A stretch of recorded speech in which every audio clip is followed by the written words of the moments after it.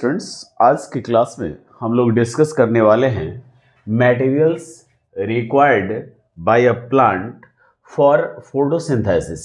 यानी photosynthesis process के लिए कौन कौन से मटेरियल्स की एक प्लांट को रिक्वायरमेंट होती है। तो देखिए यहाँ पे प्लांट्स जो होते हैं इनको मेनली दो रॉ मटेरियल्स की रिक्वायरमेंट होती है। पहला जो रॉ मटेरियल होता है वह हो जाएगा कार्बन डाइऑक्साइड, और दूसरा जो रॉ मटेरियल होगा वह हो जाएगा आपका वाटर। दूसरा जो हो जाएगा वो हो जाएगा वाटर, H2O। दो चीजें रिक्वायरमेंट होती है प्लांट्स को। अगर हम बात करें पहले रिक्वायरमेंट जिसे हम लोग कहते हैं कार्बन डाइऑक्साइड का, तो प्लांट्स जो हैं वह कार्बन डाइऑक्साइड को एब्जॉर्ब करते हैं फ्रॉम एटमॉस्फेयर। कहां से ले लेंगे वो? From atmosphere, from atmosphere.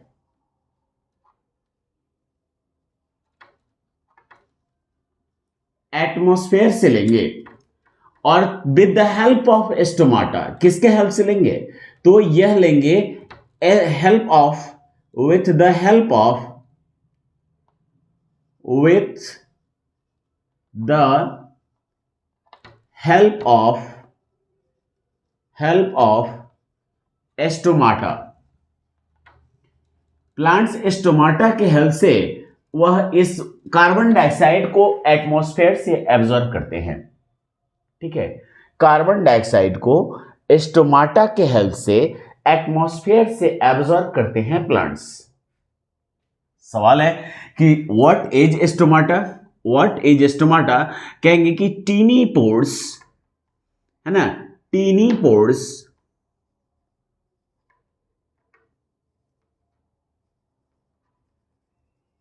Tiny pores present on the surface of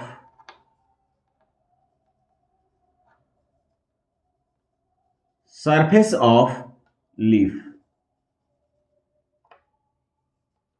देखिए सरफेस ऑफ लीफ तो लिख देते हैं, लेकिन मेनली हम लोग मानते हैं क्या?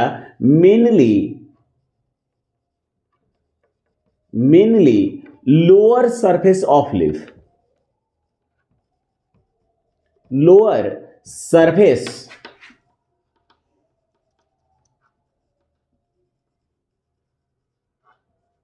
Of leaf.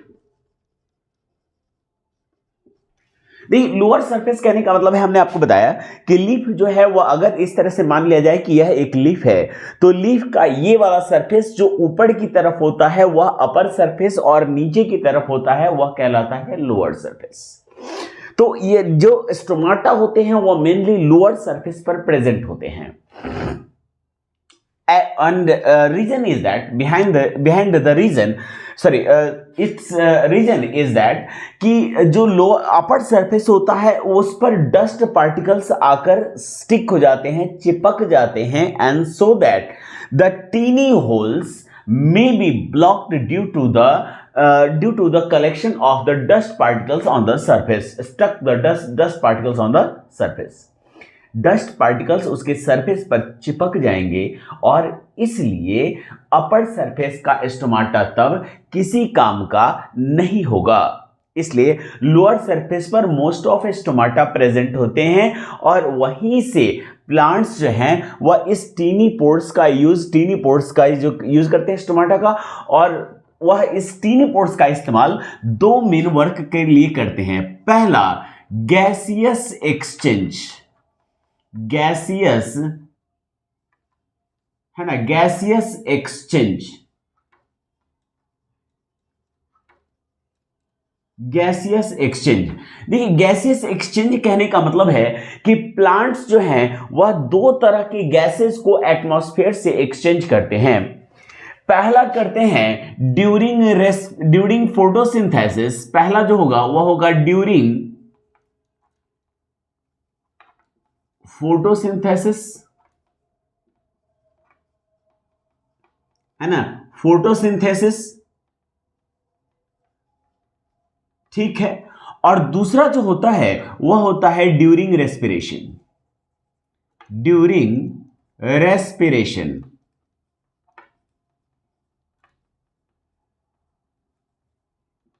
ड्यूरिंग रेस्पिरेशन, इस दोनों के दौरान यह अपनी गैसेस एक्सचेंज के जो मटेरियल्स होते हैं उनके कॉन्सेंट्रेशन में एक्सचेंज लाते हैं, बदलाव लाते हैं। फोटोसिंथेसिस के ड्यूरेशन में यह एटमॉस्फेयर से मोस्ट ऑफ कार्बन डाइऑक्साइड लेंगे और ऑक्सीजन, कार्बन डाइऑक्साइड को लेंगे, एब्जॉर्ब करेंगे और ऑक्सीजन को क्या करेंगे तो रिलीज कर देंगे। ऑक्सीजन को क्या करेंगे, रिलीज कर देंगे।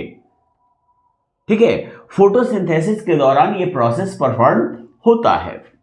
लेकिन during respiration most of plants क्या करते हैं तो वह ऑक्सीजन को एब्जॉर्ब करते हैं, ऑक्सीजन को एब्जॉर्ब करते हैं और कार्बन डाइऑक्साइड को एनिमल्स की तरह ही एटमॉस्फेयर में रिलीज करते हैं। यानी इस समय आप देख रहे हैं कि दोनों समय में एक दूसरे के अपोजिट बिहेवियर होता है। फोटोसिंथेसिस में होगा अलग और जो रेस्पिरेशन होगा उस समय होगा अलग। तो पहला हो गया आपका गैसियस एक्सचेंज और दूसरा जो होता है वह होता है आपका ट्रांसपीरेशन।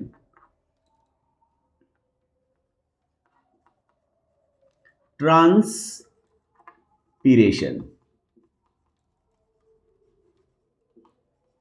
ठीक है। ट्रांसपीरेशन के समय भी प्लांट्स अपने स्टोमाटा का यूटिलाइजेशन करते हैं, अपने स्टोमाटा का यूज करते हैं ताकि वह गैस मतलब एक्सेस वाटर को, ट्रांसपीरेशन क्या होता है तो removal of excess water from the plant body, है ना। प्लांट के बॉडी से एक्सेस वाटर को रिमूव कर दिया गया। रिमूव करने के पीछे का रीजन क्या है और इससे प्लांट्स को क्या फायदा मिलता है और इससे हमारे एटमॉस्फेयर को क्या बेनिफिट होता है, इस पर हम लोग डिस्कस करेंगे। पहले हम लोग देखते हैं कि स्टोमाटा जो है वो जो बात कहा था हमने कि टीनी पोर्स जो है वह इसी को हम लोग कहते हैं स्टोमाटा। तो ये स्टोमाटा जो है वो होता कैसा है, देखिए स्टोमाटा जो होता है यह दो सेल्स से बना हुआ होता है, दो बीन्स शेप्ड, है ना, दो बीन्स शेप्ड सेल्स जो होते हैं वह एक दूसरे के आमने सामने प्रेजेंट होते हैं और यही दोनों बीन्स शेप्ड सेल्स, है ना, स्टोमाटा को फॉर्म करते हैं। सॉरी, स्टोमाटा के चारों तरफ जो है वह उसे घेरे हुए रहते हैं। इसके चारों तरफ याद रखिएगा, इसके चारों तरफ, ठीक है, डिफरेंट टाइप के सेल्स प्रेजेंट होते हैं जिन्हें हम लोग ईपीडर्मल सेल्स कहते हैं। ईपीडर्मल सेल्स कहते हैं, ठीक है, ईपीडर्मल सेल्स प्रेजेंट होते हैं।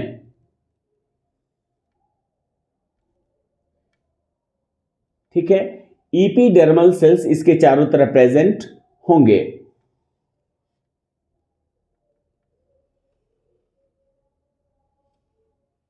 ठीक है, ये ईपीडर्मल सेल से प्रेजेंट होते हैं इसके चारों तरफ और बीच में ये छोटा सा पोर होता है, बीच में ये छोटा सा होल होता है और इसी होल को हम लोग कहते हैं स्टोमाटा।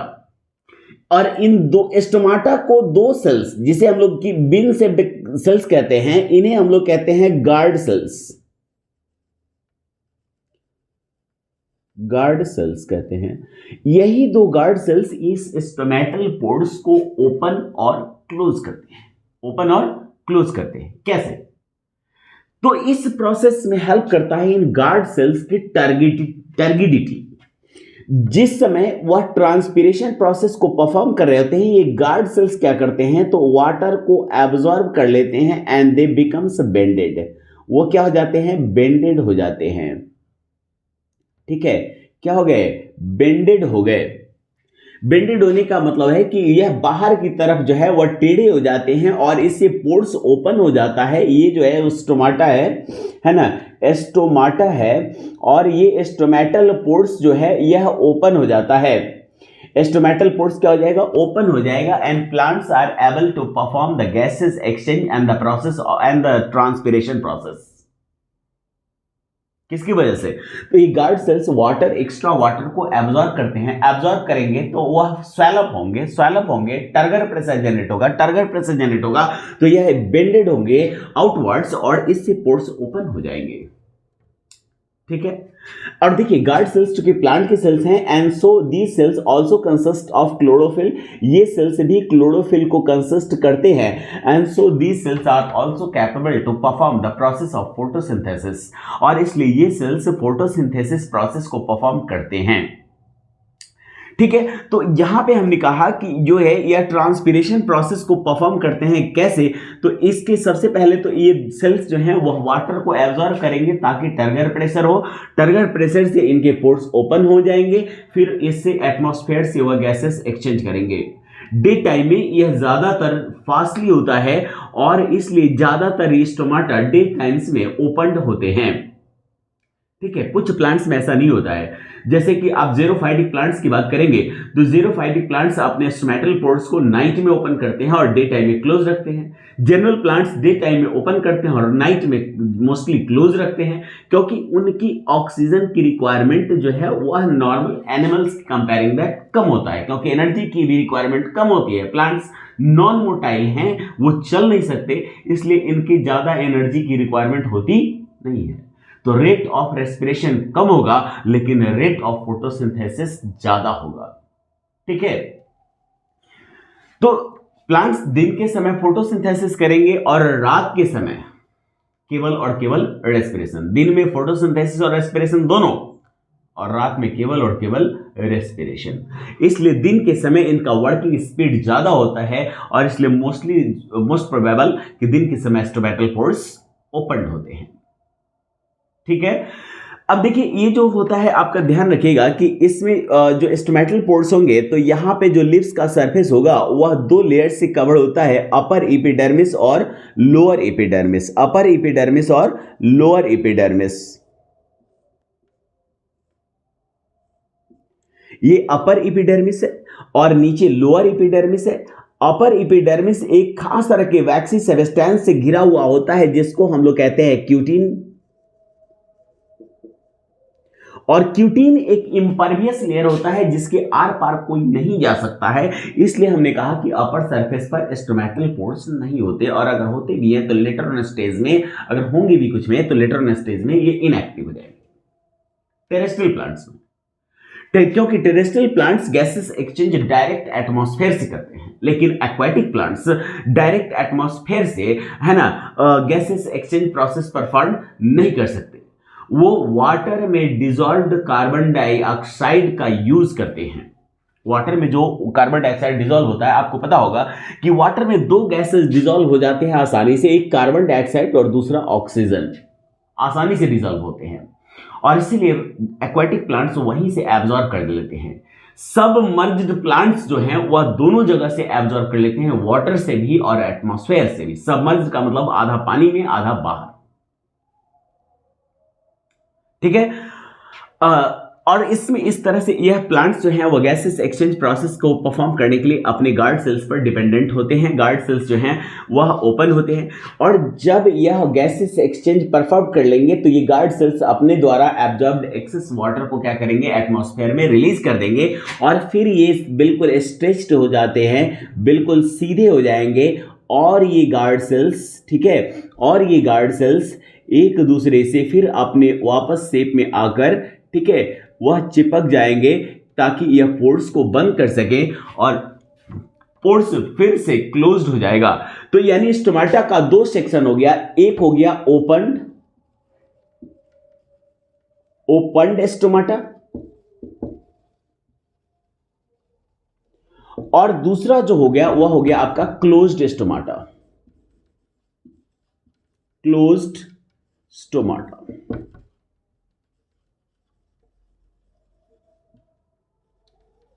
ठीक है, तो प्लांट्स जो हैं वह दो तरह से, मतलब गैसेस एक्सचेंज को के लिए आपके अपने सेल्स के टर्गर प्रेशर पर डिपेंडेंट होते हैं। गार्ड सेल्स इस टर्गिडिटी प्रोसेस को कंप्लीट करते हैं, और प्लांट्स जो है वह इसी में, अब इसमें लोअर सरफेस हमने कहा कि लोअर एपिडर्मिस है, तो यहां पे जो है वह गार्ड सेल्स जनरली प्रेजेंट होंगे, यहां पे गार्ड सेल्स प्रेजेंट होंगे, यहां पे, ठीक है, यहां पे आपके गार्ड सेल्स जनरली प्रेजेंट होंगे जो प्लांट्स के गैसेस एक्सचेंज, ये है स्टोमा, ठीक है। और इसमें अब याद रखिए, इसमें क्यूटीन नहीं होगा ये नहीं है, क्यूटीन होगा, लेकिन जहां पर स्टोमाटा होगा वहां पर क्यूटीन जो है वह मतलब प्रेजेंट नहीं होगा।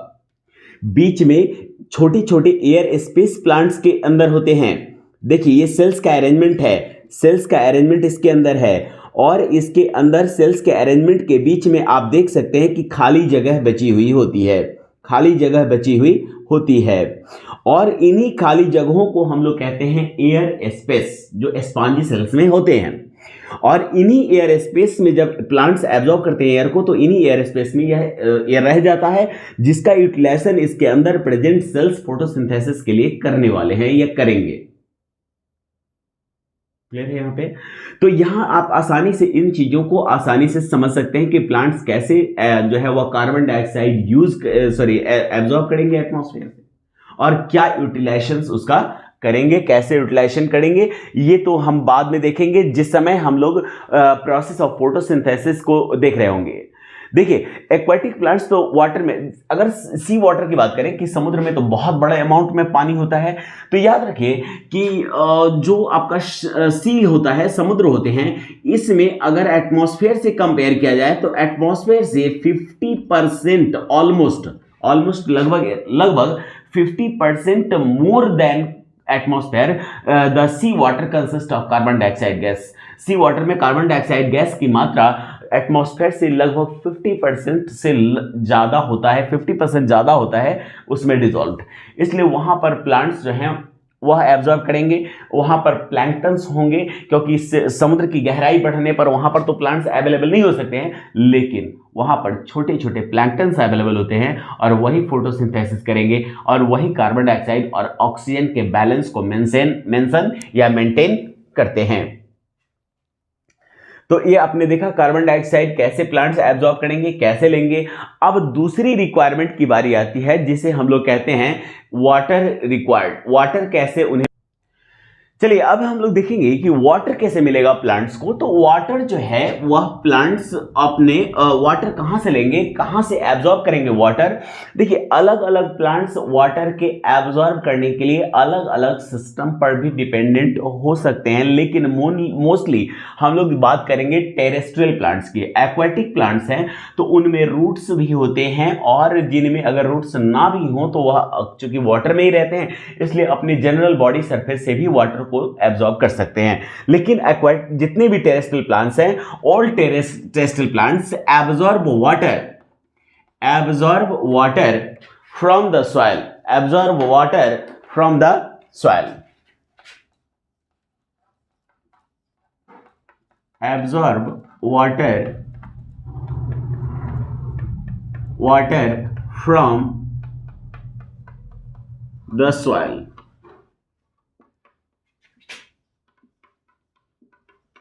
with the help of root, with the help of root, यानी रूट्स के थ्रू।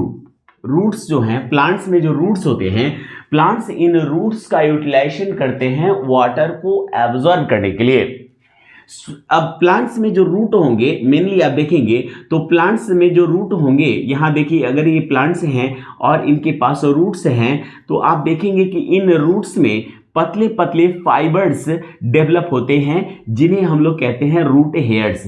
ये पतले फाइबर्स जो है वह इतने फाइन पार्टिकल्स, इतने फाइन होते हैं कि they have to penetrate between the particles of soil and are able to absorb the film of particles, है ना, film of water present between the particles of soil. Soil के particles के बीच छोटे छोटे जो पार्टिकल्स होंगे, और इन पार्टिकल्स के बीच में जो fine particles of water present होगा, वह उस वाटर को यानी फिल्म ऑफ वाटर को एब्जॉर्ब करने में कैपेबल होते हैं, क्योंकि प्लांट्स को कंटिन्यूटी में वाटर चाहिए, लार्ज क्वांटिटी में वाटर चाहिए। But the fact is that कि प्लांट्स जितना वाटर एब्जॉर्ब करते हैं, है ना, तो एब्जॉर्ब्ड वाटर का, एब्जॉर्ब्ड वाटर जो होता है, इस एब्जॉर्ब्ड वाटर का 90%, 99%, ये कह सकते हैं कि 99% वाटर जो है वह प्लांट्स यूज नहीं करते हैं।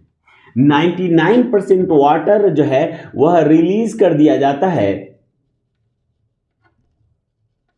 Into atmosphere, into atmosphere. Atmosphere में यह 99% वाटर को रिलीज कर दिया जाता है ना, by the process of transpiration, by the process of transpiration. Transpiration process के दौरान यह एटमॉस्फेयर में रिलीज कर दिया जाएगा, है ना, किस प्रोसेस में? ट्रांसपिरेशन।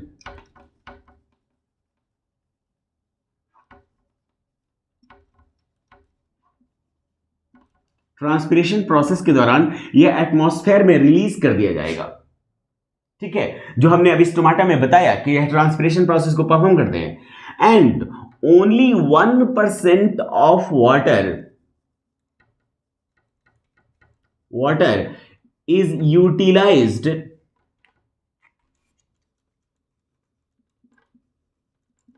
यूटिलाइज्ड बाय द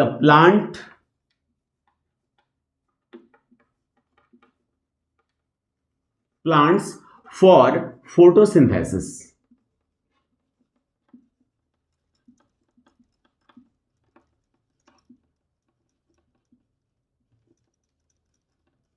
अब सवाल है कि ट्रांसपिरेशन तो होगा लिप से, तो how do the water absorbed by the root hairs reaches to the lips और to the all parts of the plant? कैसे पहुंचेगा वह लिप्स तक?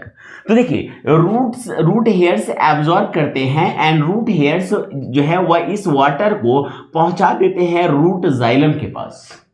प्लांट की बॉडी में एक ट्रांसपोर्ट वेसल्स होता है, ट्रांसपोर्ट सिस्टम होता है, जिसको हम लोग कहते हैं xylem vascular bundles, xylem vascular